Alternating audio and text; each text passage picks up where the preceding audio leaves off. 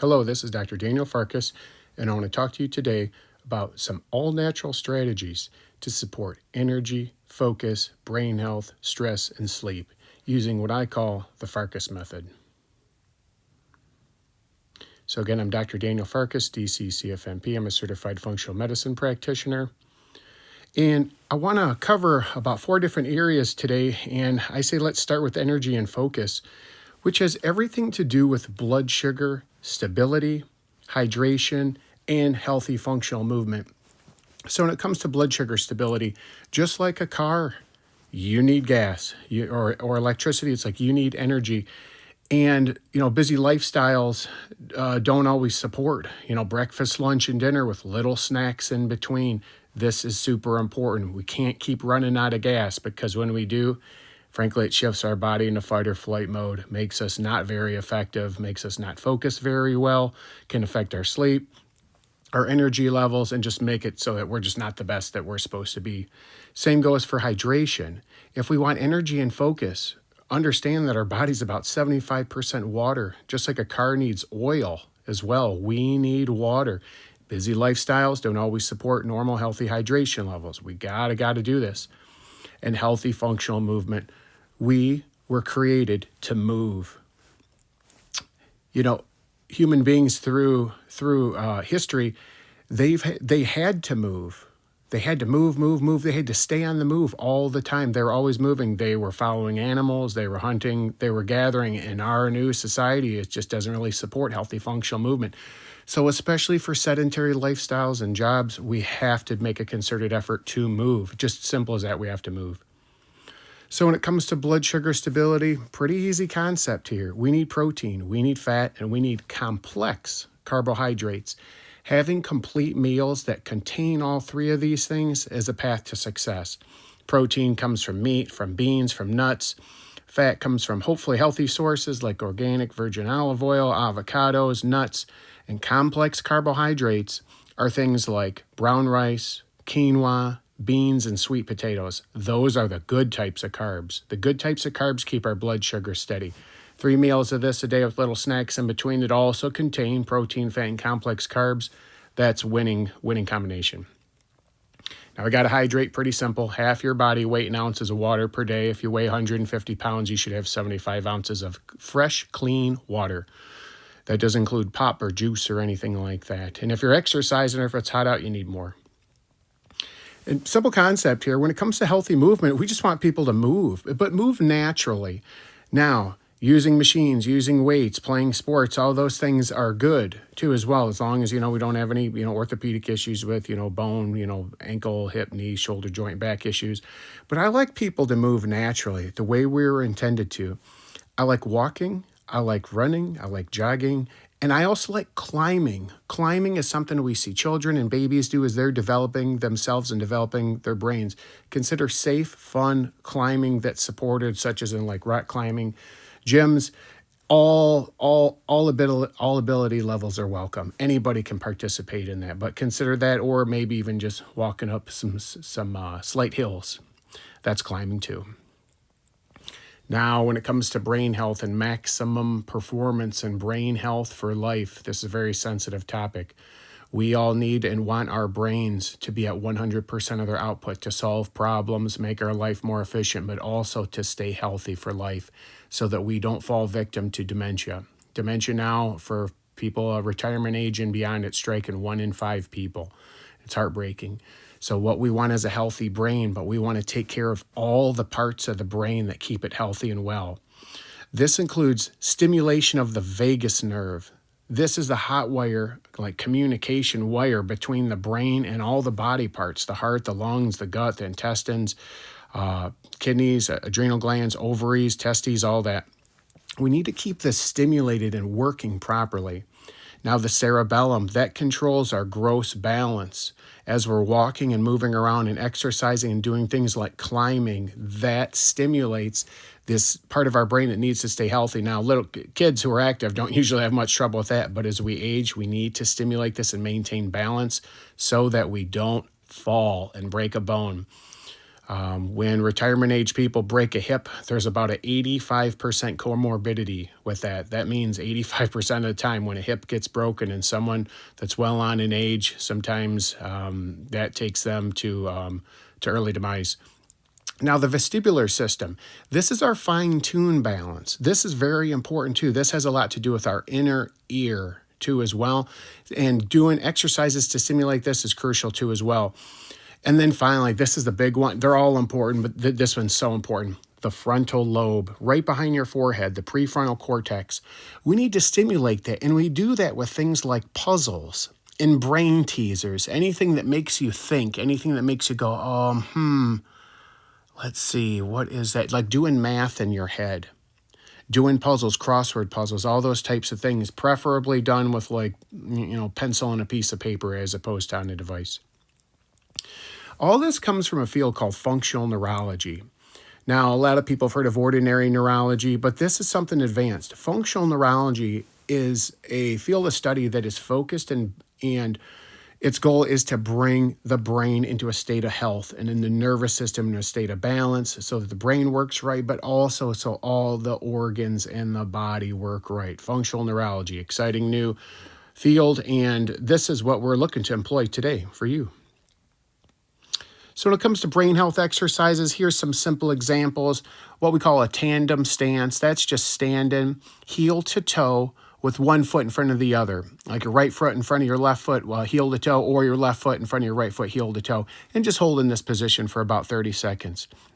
Now the heel toe walk, where you just take that just to the next level and walking forward and walking back, just about 10 steps forward and 10 steps back. A cold compress on the neck, on the right and on the left side individually. This helps to stimulate the vagus nerve. This is something that's easy and simple that anybody can do. And then, as I had mentioned before, brain teaser puzzles. You guys, this is just one little sample of something that can be done. It takes a matter of minutes each day to keep the brain healthy. Super important. Now, when it comes to brain issues, focus problems, dementia, and all that, I hate to say the ordinary approach is, using medications, for focus. And there's a time and place for those, or focus or even sleep. And then as people pass retirement age, there are a lot of medications that help with things that develop, like tremors and things like that, the shaking, issues with gait. And they do prescribe medications for those, but, everybody wants to avoid that. We know, too, unfortunately, that if we're not effective, and certainly if the elder members in our family develop, brain and dementia issues, it puts a big stress on the family. And a lot of times it's just kind of watch and wait. You just kind of watch people decline. We just watch our performance go down. We just wait and hope something changes. And a lot of times, unfortunately, too, the ordinary approach just has a lot to do with just guessing what it is. Try this, try that, try a medication, try a diet, try something else, try. So what I employ is something called the Farkas Method that takes genetic history into account. I love looking at family histories, and actually I love doing genetic testing on people, which can be done safely and anonymously, completely anonymously to protect your identity. But I love this because it kind of shows the why, and what it tells me is, do people lean towards a state of inflammation that can disrupt how their brain works? And also, very importantly, do people have issues making the little chemicals that makes your brain go, like dopamine that makes you feel calm and relaxed, serotonin that makes you sleep. So that's why I love genetic history and as well neurotransmitter and stool testing. Those chemicals that run our brain, they're called neurotransmitters. And guess what?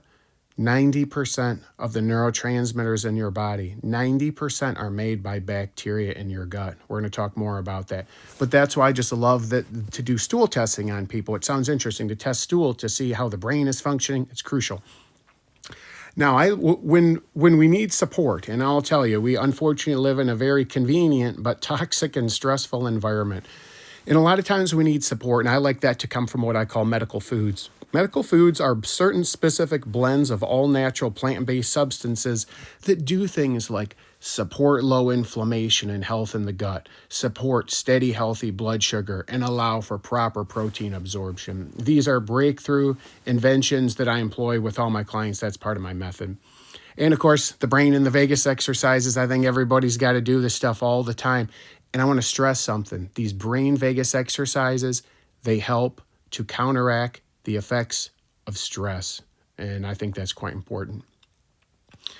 So let's talk about this vagus nerve, go a little deeper into functional neurology and talk about the power of communication. What we can see on the right here is certainly a picture of someone's head and where their brain is, and there's a little yellow wire that leaves the stem of their brain, passes down, goes to where we see the lungs and the heart in the middle, and then continues on down to all the organs. We can see towards the bottom left, the liver, towards the bottom right, the spleen, and below that, the kidney.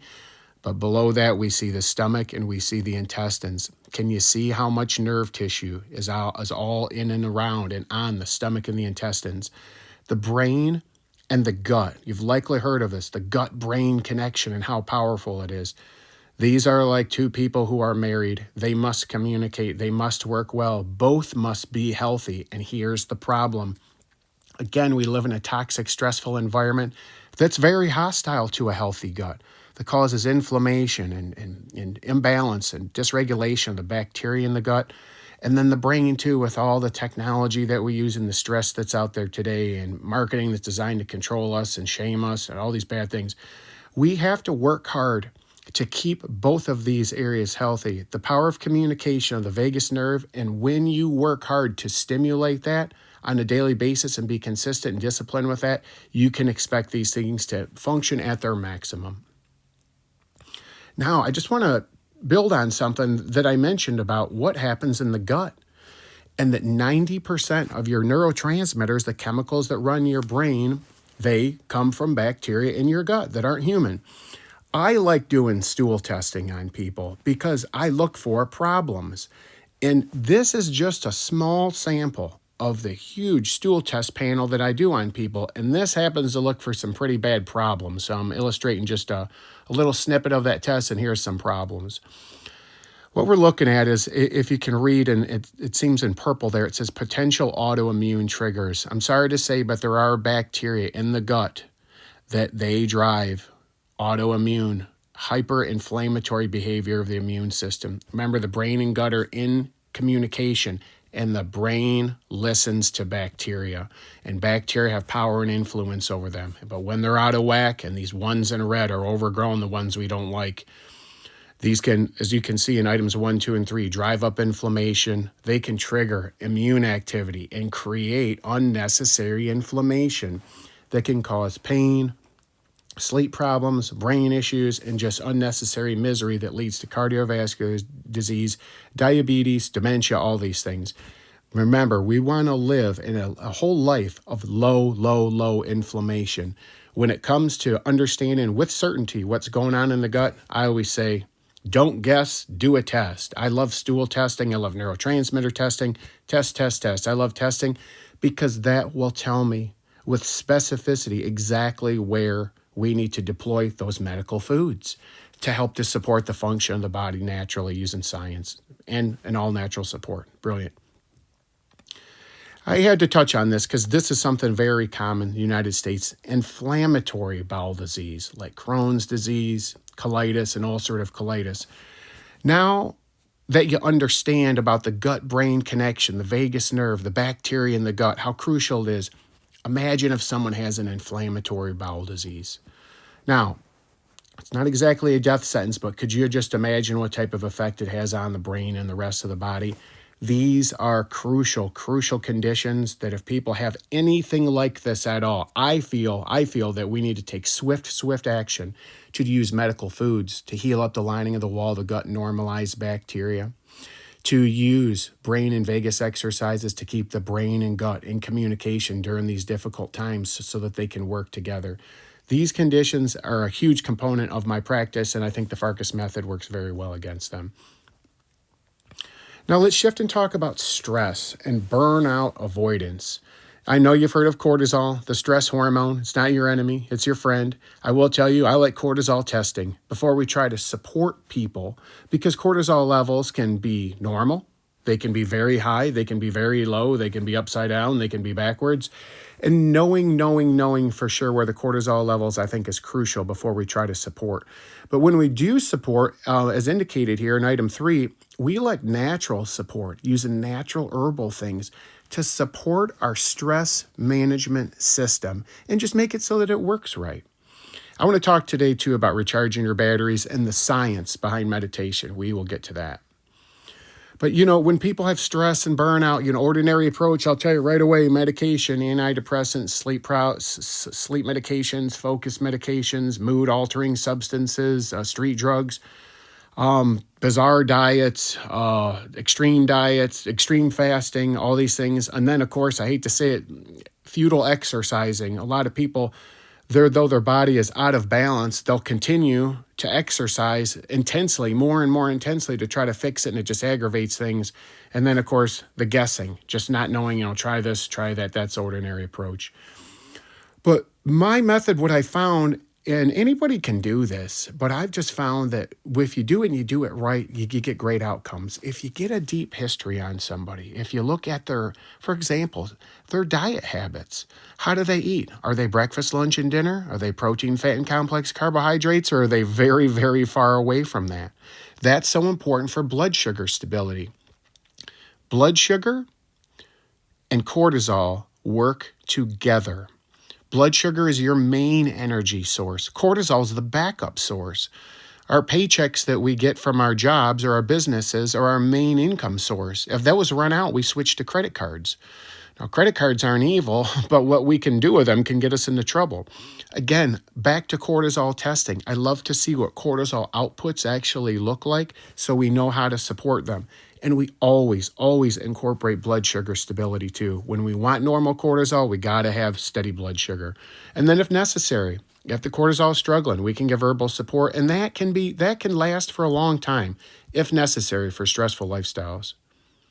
Now, I just want to show you, me, I always say, don't guess, do a test. Here's an example of a very special test that I use in my practice. It's got an acronym, so we call it the Dutch test, D-U-T-C-H, the Dutch test. That stands for Dried Urine Test for Comprehensive Hormones. What we're looking at in the top left is a cortisol test.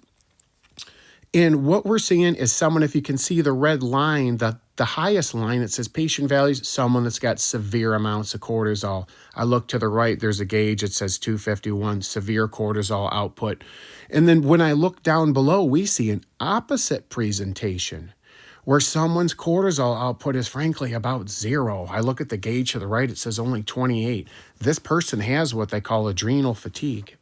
Now, the adrenal glands are glands that make cortisol. Now, the glands aren't broken.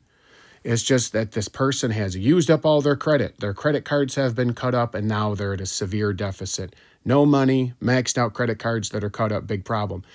You guys, understanding which of these patterns you're at using testing like the Dutch test, which is the gold standard, if you ask me, this tells us how to use herbal support to support you naturally to either bring down the high cortisol or boost it up while we do what? Steady blood sugar, brain health exercises, functional movement, and on and on. So I want to talk now about hormone support. This goes hand in hand with what we just talked about. When you think about hormones, I think about a tripod, a 3-legged table. One leg is cortisol, the stress hormone. We just spoke about those.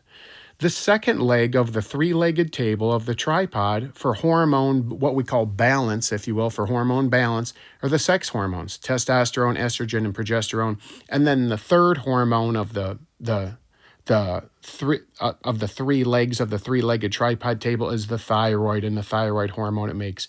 So again, think of a balanced 3-legged table where you have balanced cortisol, balanced sex hormones, and balanced thyroid hormones. That's balance. That's what you want ideally. So how do we help testosterone? I just want to give you guys a few tips here. I'm telling you, dumbbells to failure. Just like a young man who wants to have big muscles, he eats lots of protein and he uses dumbbells and he groans and grunts in the gym until his muscles can't lift those dumbbells anymore. For men and for women, this is one of the easiest, most natural ways to increase testosterone. And we all need testosterone. especially men. And especially as men approach middle age, testosterone can fall off quickly. And I hate to say it, but one of the most at-risk groups for suicide are middle-aged men. And I think a huge component of it is when their testosterone levels drop, they lose themselves and they can sometimes become very lost to their demise. Dumbbells used to failure can increase naturally testosterone levels in men and women. Testosterone is important for all of us. Now, we all have estrogen, and men can even develop estrogen problems. But women, of course, classically can have issues with their cycle, with their skin that's related to poor estrogen metabolism issues. Oftentimes, we employ something called DIM. That's an acronym for a substance used to help to process out estrogen when estrogen levels get too high. Now, for those around menopause, some do need estrogen support to help with hot flashes, skin conditions, mood, and more. But careful monitoring and careful management, that's part of the method that I use. And then this progesterone. Men don't have progesterone, but women do, and it's really important for mood and fertility. We can use something natural called chasteberry to support that.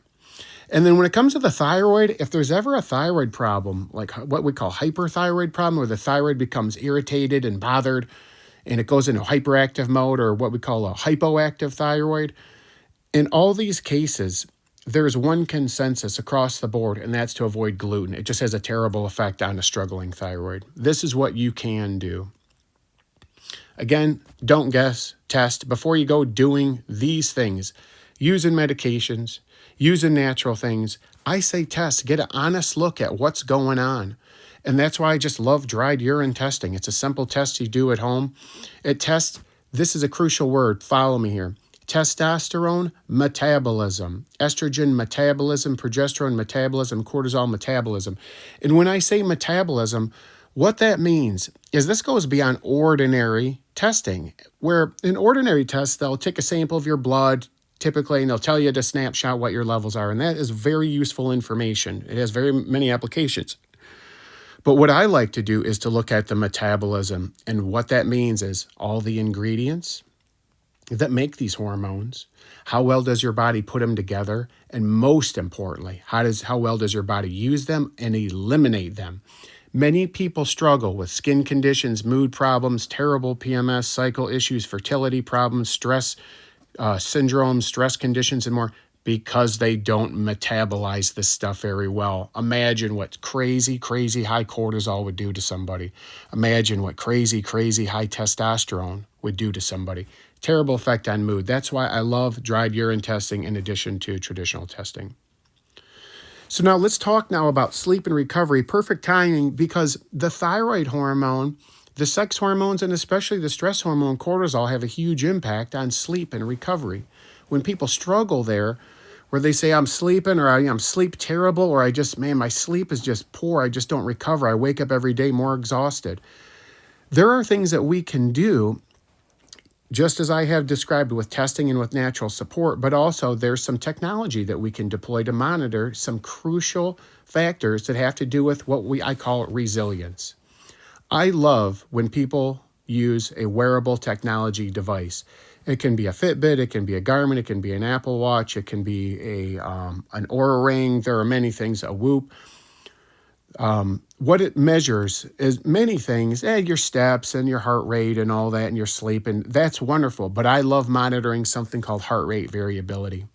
Heart rate variability, simply stated, is how well your heart rate, like how fast it beats and how intensely it beats, how well it can change quickly with the demands you place on it. Even from going from lying down to standing, the heart rate has to change. Having a good high heart rate variability, boom, that's a sign of resilience, and that's a sign of health. And by monitoring that, you can actually use a wearable technology device to tell you first thing in the morning, are you ready for a big stressful day? Or should you hang back a little bit and not exert yourself? Super important so people don't break down. Sleep hygiene is crucial. Simply stated, you guys, we have to have a bedtime. You got to have a bedtime. Try to make it to be in line with the sun. 10 p.m. bedtime, 6 a.m., 7 a.m. rising. Think about like that. If you have an off schedule and you work off hours, you're going to have to work around that using things like light boxes, using sleep masks. All those things are important. And we can also use that herbal support too as well where needed. Now, healthy boundaries regarding bedtime and electronics. Electronics can be a blessing and a curse. If you're looking at positive things, if you're listening to music and you're watching comedy and education, that's great. I endorse that. But watching other things that have to do with conflict and stress and sadness, anger, fear, judgment, just all those types of things. Those are things I think that's an abuse of electronics. I don't think that they were meant for that. I do suggest everybody use a blue light filter. If you have a modern cell phone, turn your blue light filter on and turn that phone off an hour before bedtime. Spend it reading out of a book. Now, again, back to if you wonder, like, all right, well, I still can't sleep. I'm doing all this. What do we do? I'm like, don't guess, do a test. You guys are familiar with this now. Above, we see a crazy high cortisol pattern. This person can't get to sleep. They are wired up. Their mind is wired. They're wired. They're pacing around, can't sleep. But the person in the bottom, this is the person I call them wired and tired. Not only can they not sleep, they are just fried 24 hours a day. They just can't complete anything. They have no resilience. They can't participate in anything. They're hanging on by a thread. And in both these situations, unfortunately, a lot of people will be suggested medication. I think there's natural support, steady blood sugar, so much it can be done naturally. Back to this heart rate variability. This is so crucial. That's why I'm bringing it up again. What we're doing is we're biohacking. We're biohacking your body's resilience using wearable technology. And if you want to know every day when you wake up, are you ready for the day? Is this a day to tackle your taxes or confront a big problem or take on a big project? Or is it not? Or is it a day to say, hey, maybe another day? I'm telling you, science can tell you now, simply by checking your heart rate variability, where you are. And I have to tell you, by doing your brain health exercises, by having steady blood sugar, good sleep hygiene habits, good functional movement, healthy boundaries about electronic use, you can improve your heart rate variability and become more resilient, more focused, and more effective. Now, this science of meditation. Meditation is exercise for your mind, your brain, and your spirit. I hate to say this, but the world is designed to, unfortunately, it is just by the nature of it, it tears us down. It tries to control us with fear, with stress, to get it to do what it wants for us. But we can, just like exercise in our body, we can use meditation in order to strengthen our mind, strengthen our spirit, and recharge our batteries. And hint, it really works. The science of meditation is clear. You can take someone with high blood pressure, with heart rate problems, with other type of stress and hormone metabolism disorders, and when they focus and when they meditate, and when they focus on those issues and on correcting them, science has proven that you can change how your body works. Now, if you cut your hand off, meditating is not going to make it grow back.